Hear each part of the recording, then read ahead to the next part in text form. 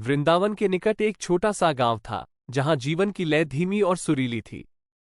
गायों के रंभाते हुए स्वर और पक्षियों की मधुर चहचहाहट से यह गांव हमेशा संगीत से भरा रहता था। इसी गांव में रहता था सुदामा, एक साधारण किसान। उसके हाथों में मिट्टी की खुशबू होती और मन में भगवान विष्णु की लीलाओं का रंग। सुदामा की पत्नी का नाम था रूपा। वो भी उतनी ही भक्त थी जितना सुदामा। उनके पास धन दौलत कुछ नहीं था सिवाय भक्ति और प्रेम के। लेकिन उनके दिल में एक अथाह सागर था जो भक्ति के रस से भरपूर था। सुदामा का दिन सूर्योदय के साथ ही शुरू हो जाता था। वो नदी के किनारे जाकर स्नान करता, फिर भगवान विष्णु की मूर्ति की पूजा करता। उसके बाद खेतों में काम करने निकल जाता, लेकिन उसका मन हमेशा भगवान में ही लीन रहता था।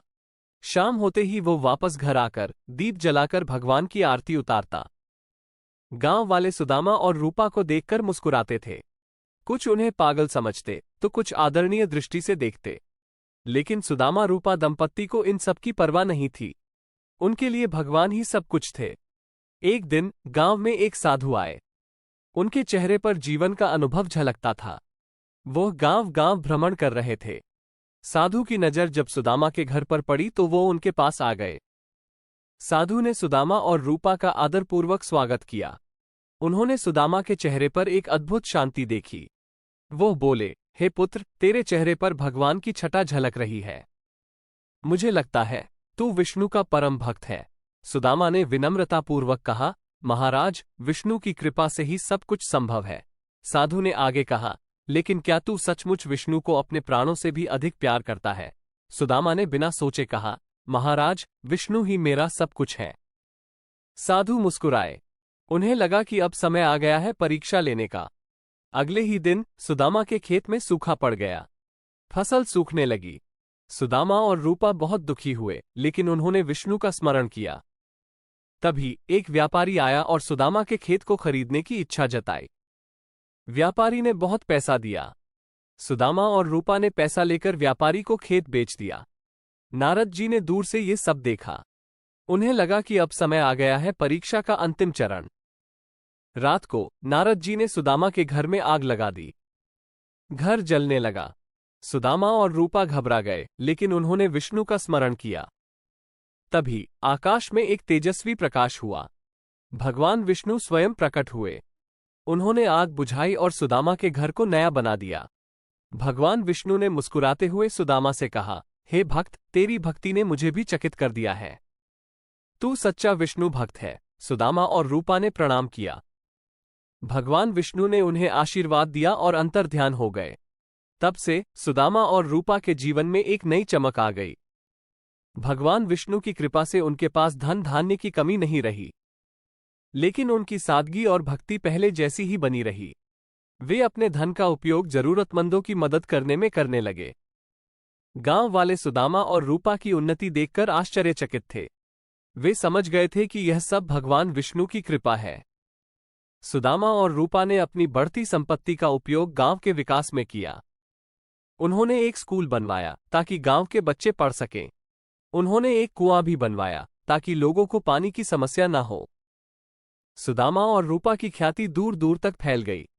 लोग उन्हें भगवान का आशीर्वाद मानने लगे। उनके पास आने वाले लोगों की संख्या बढ़ती गई। लेकिन सुदामा और रूपा ने कभी भी अपना सरल स्वभाव नहीं बदला। एक दिन राजा के कान तक सुदामा और रूपा की कहानी पहुंची। राजा बहुत ही धार्मिक प्रवृत्ति का था। वह सुदामा और रूपा से मिलने के लिए उत्सुक था।